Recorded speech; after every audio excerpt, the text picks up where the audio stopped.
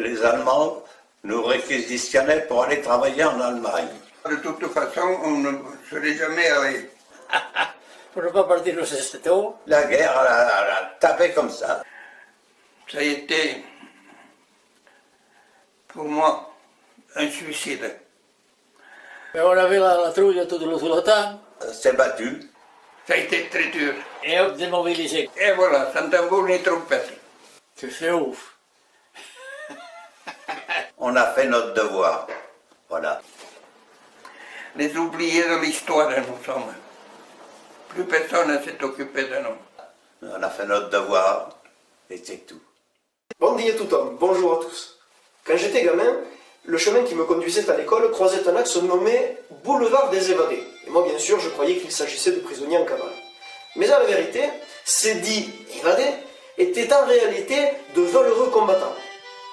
Si durant ma scolarité, la Seconde Guerre mondiale était très présente au programme, débarquement allié, nazisme, déportation et Shoah, résistance, en revanche, je me suis rendu compte que aucun enseignant ne faisait état du sujet de notre actuel épisode.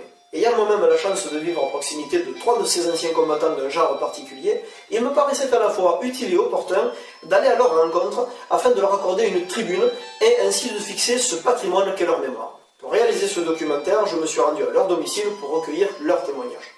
La qualité d'image n'est pas excellente et il m'a fallu souvent retailler quelques passages afin de supprimer quelques petits bafouillements ou quelques hésitations, mais en aucun cas je n'ai sorti leurs propos du contexte. Je vous livre leur récit de la manière la plus fidèle qui soit.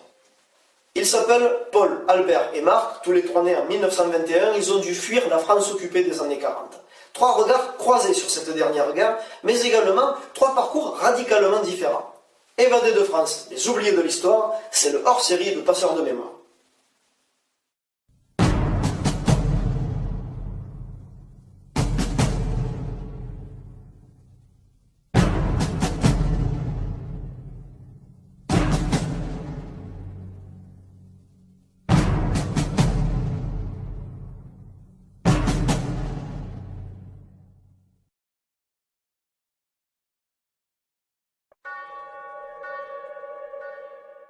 Marc, Paul et Albert n'étaient pas militaires. Ils n'ont même pas été appelés sous les drapeaux à se battre contre l'Allemagne nazie. Et pourtant, ils ont vivement combattu l'occupant. Ils nous expliquent pourquoi ils se sont engagés dans les divisions françaises libres. Je m'appelle Marc Carole, je suis né à Bagnols-sur-Mer le 15-12-21 au Pied-de-Mas. Je m'appelle Albert Matteux, je suis né en 1921. Je m'appelle Paul Potelray. Je suis né le 26 décembre 1921. J'étais ouvrier maçon et quand les Allemands sont arrivés ici à Bagnols, ils ont voulu nous faire aller à travailler en Allemagne. Je suis parti le 27 février 1943 avec mon frère Léo, par Cervera, par la filière des cheminots espagnols. En 41. C'est en novembre 41, 1941, je suis parti. Pour ne pas partir en Allemagne, pour ne pas partir aux États-Unis. De toute façon, on ne serait jamais allé. Alors avec des copains, nous sommes mis d'accord pour partir en Espagne, pour ne pas passer dans ce travail obligatoire. Alors mes copains ont été chez Michel, qui habitait à la Rétorie, et François Mayor, qui habitait au Matadier. Alors la raison que je suis parti, c'est que les Allemands nous réquisitionnaient pour aller travailler en Allemagne. Alors moi, je ne voulant pas abdiquer à leur discipline, j'ai donc choisi il fallait déjà trouver l'organisme, tu vois, comme De Gaulle avait fait cet appel du 18 juin, que ceux qui peuvent partir pour l'Afrique partent pour l'Afrique, ceux qui peuvent partir pour l'Angleterre partent pour l'Angleterre.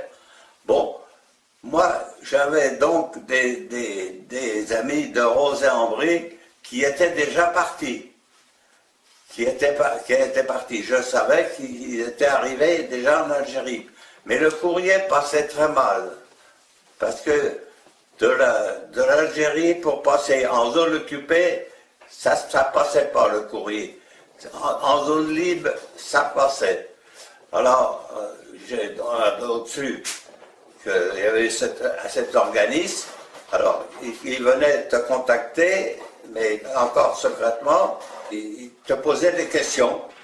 Bon, on m'a dit, voilà, mais vous n'êtes pas majeur. Parce que la majorité à ce moment-là, c'était 21 ans. Alors que vos parents vous fassent un papier comme quoi qu'ils laissaient partir. Il avait organisé ça par groupe. Alors il y avait donc il y avait moi, un garçon de Chelles-sur-Marne, Gilbert Raymond, il s'appelait, cela me rappelle des noms. Un nommé Renard de Gattin. Gattin, tout ça c'était de la Seine-et-Marne. Et un autre qui était de Meaux. Alors il a dit voilà, vous allez vous retrouver à la gare de Melun avec un journal à la main. Les 4. Alors, le journal, il y avait 3 signes à faire. À ce moment-là, on s'organisait. Nos places étaient retenues dans le train. Cet organisme-là, c'était en zone occupée, ça. C'était à la zone occupée, c'était sous le nez des Allemands. Alors que vous montrez dans le train, vos places sont prises, vous mettrez vos musettes, vos petites valises là, et vous vous mettrez à jouer à la belote. Parce qu'on prenait le train à Melun, direction Limoges. On était, soi-disant, des gens qui étaient en zone libre et qui étaient venus en permission voir nos parents en zone occupée. Et on repartait rejoindre notre régiment qui était le 12e train à Limoges. Un jour, de beau matin, il avait plu énormément dans la nuit. Et on a pris chacun un outil pour faire semblant d'aller travailler un petit peu. Et en passant sous le pont, il y avait un groupe de bagnolins qui regardaient le niveau de la rivière, la Baïorie, monter tout doucement. Avec ces bagnolins, il y avait aussi quelques Allemands avec des armes qui étaient là pour contrôler les allées et venues de tous les habitants de Bagnols qui passaient ou d'un côté ou de l'autre. D'un côté, ils montaient dans un vieux Bagnol, et de l'autre, on prenait la route des Masses, donc ils se dirigeaient vers le col de Bagnols. En passant, comme on ne remarquait pas tellement, on fait un petit signe de la main et nous continuons tranquillement notre passage sous ce pont. On a 500 mètres plus loin, on rencontre un monsieur qui descendait des Masses. Ce monsieur nous demande où c'est que nous allions, comme par hasard. Alors il dit, ben voilà, on ne peut pas aller travailler, il a tellement plu que la terre était, on ne peut pas y rentrer, on s'enfonce et tout, alors on a décidé d'aller faire du bois. Alors cet homme nous dit, j'ai un bois justement du côté des Masses là, si vous voulez, vous pouvez aller faire des bruyères. Alors moi je lui dis non, on vous remercie, j'ai mon père qui a une vigne à côté et il voudrait l'agrandir. Et justement il y a une enchère avec beaucoup de bois de bruyère. Alors on irait ici. Ah bon d'accord, mais enfin, si vous réfléchissez et vous voulez aller à Montmartre, vous continuez, vous direz que vous avez mon autorisation. On se méfiait de lui parce qu'il était trop bien avec ses Allemands. Alors, chemin faisant, un jeune assez âgé quand même, qui descend des Masses en bicyclette. Et sans s'arrêter, il ralentit et il nous dit, faites attention, après ce virage, vous trouverez des Allemands qui sont en train de questionner et fouiller les gens qui passent. Alors, sans faire ni un ni deux, avec ses gars, parce que j'étais avec lui, nous sautons sur le talus sur la route et on monte plus haut dans un endroit qu'on appelle Coma del Mas, que je connaissais très bien, je faisais les vendanges pour mon père. Alors après en arrivant à cet endroit qu'on appelle Coma del Mas, on ne voyait plus les Allemands qui étaient en bas, et eux non plus ne pouvaient pas nous voir.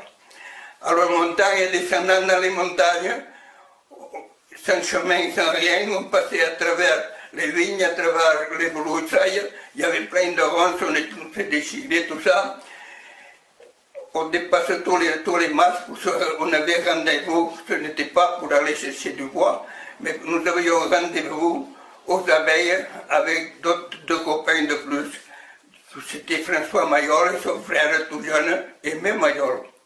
Il fallait se dépêcher parce qu'on avait une heure à peu près exacte pour se rendre, pour passer par le col de Bagnols pour aller en Espagne. On était déjà un peu en retard. Tout d'un coup, nous entendons un coup de sifflet et c'était le papa de François Mayol qui nous sifflait pour nous dire « Venez, dépêchez-vous,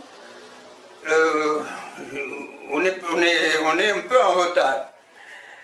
Cet homme, le papa de François Mayol, c'était un passeur. Il avait déjà été questionné à Bagnols par la Gestapo et il voulait nous faire savoir s'il avait passé d'autres personnes en Espagne. Il l'a toujours nié, mais il a été très bastonné pour le faire parler. Bref, on arrive au mas qui s'appelle Les Abeilles. C'était un mas avant le col de Bagnols.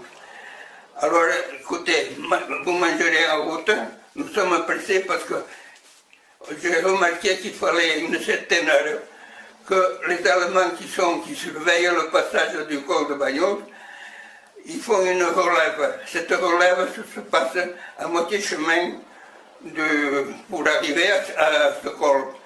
Il n'y avait pas de route, juste un chemin de chèvres. Alors, nous approchons du passage, et caché derrière un rocher, on attend. Et tout d'un coup, nous les voyons justement ces Allemands qui descendent avec leurs armes pour aller rejoindre les autres à mi-chemin. Alors, le papa de François nous dit « On a un quart d'heure pour passer. Alors, il faudra que vous couriez, vous arrivez au passage, vous tournez sur la droite et vous filez. » Celui qui s'appelle François Mayol, il connaissait beaucoup ces passages derrière le col de Bagnols en Espagne parce qu'il avait été à la chasse aux sangliers. Bon, nous passons le col très vite. À ce col, actuellement, il y a une stèle d'évadés de France. Alors, à ce moment-là, elle n'existait pas, bien sûr. Alors, nous tournons sur la droite et nous arrivons à un endroit appelé Flèche. Mais avant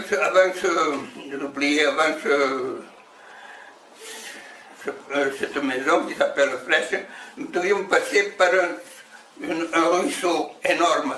En été, ce ruisseau, on passait à gué, il n'y avait pas d'eau. Mais comme je vous ai dit qu'il avait plu, que la rivière avait monté et que les gens regardaient cette rivière monter sur le pont du Puy-de-Mas, on se trouve devant un torrent.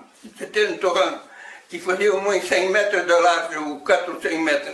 Plus bas, il y avait un passage à gué où il y avait les carabiniers espagnols, mais on ne voulait pas se faire prendre ni pour les Allemands ni par les carabiniers espagnols. On s'est décidé de traverser ce ruisseau. Comment faire? On se déshabille, on se met à poil. Il faisait très froid, l'auto était glacé, il venait de pleuvoir. Et comme nous étions partis avec un outil qui s'appelle un margaille et un sac jeté, on a mis nos effets dans ce sac, on les a balancés par-dessus le ruisseau et on se met à traverser. Je suis le premier à me lancer.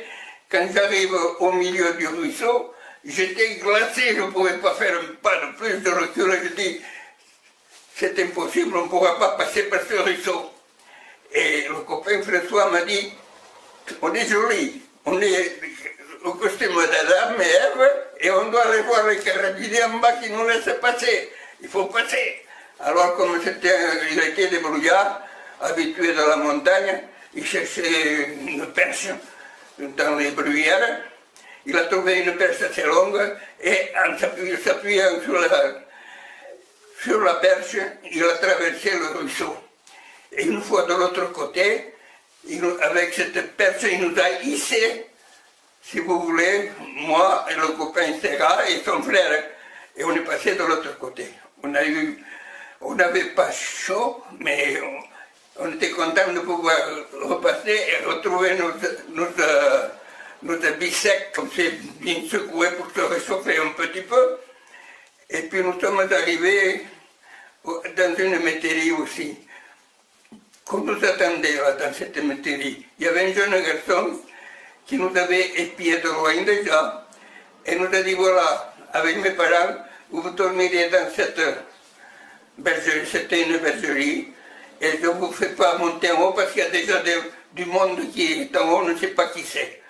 Alors, vous coucherez dans l'écurie des cochons, vous n'aurez pas froid, au moins, il y a de la paille, vous mettez dans la paille, on a dormi là-bas comme il faut. À 8 heures, on nous a réveillés et on nous a conduits dans un village qui s'appelle Espouille.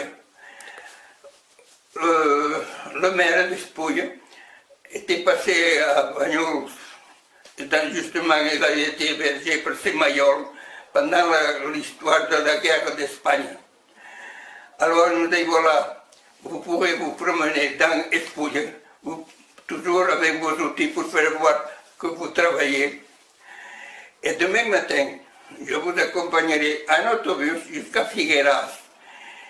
Et là, on tâchera de vous faire avoir des papiers pour aller à Barcelone et vous irez au consulat. En février 1943, bien après le passage vers l'Espagne de Jean, son frère aîné, Marc ainsi que son frère Léon reçoivent tous les deux une convocation à une visite préparatoire en vue des services de travail obligatoires allemands, les tristement célèbres STO. Contactés par le dénommé François Marty, dit Cahouette, membre du réseau résistant ferroviaire franco-espagnol, nos deux bagnoulins parviennent à rejoindre la gare de Cerbère en vue de leur passage vers l'Espagne à bicyclette et en habit de vigneron, au nez et à la barbe des soldats allemands qui les saluent sans se douter de leur projet. Arrivés en gare de Cerbère, leur passeur, cheminot bien connu, leur fait traverser la frontière par le biais d'un tunnel transfrontalier en direction de Portbou, premier village d'Espagne. Des soldats allemands ainsi que des policiers espagnols saluent le petit groupe qu'ils prennent pour des cheminots. Après avoir passé la journée bien cachés dans l'arrière-boutique d'une épicerie, Marc et Léon sont rejoints par un contact espagnol qui les fait monter dans un train. Ce train les conduit jusqu'à Barcelone sous la protection bienveillante du réseau résistant. On est parti en vélo jusqu'à Cervera. À Cervera, il y a Martí qui nous a fait un player de gare, un Cahouette, qui nous attendait au poste qui a de rentrer à Cervera, qui nous accompagnait par le train, passage à Portbou. Et à Portbou, quelqu'un est venu nous chercher, puis nous a accompagnés jusqu'à Barcelone.